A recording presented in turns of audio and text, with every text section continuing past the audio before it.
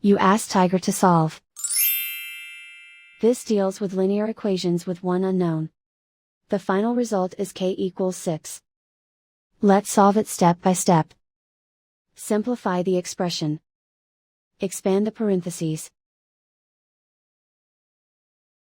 Multiply the coefficients. Simplify the arithmetic. Expand the parentheses.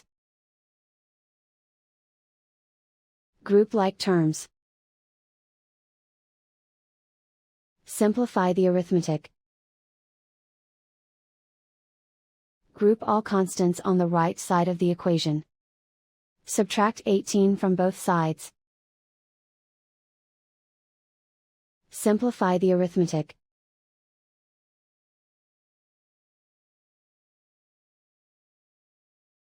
Isolate the k. Divide both sides by -6. Cancel out the negatives. Simplify the fraction. Cancel out the negatives. Find the greatest common factor of the numerator and denominator. Factor out and cancel the greatest common factor. And so the final result is k equals 6.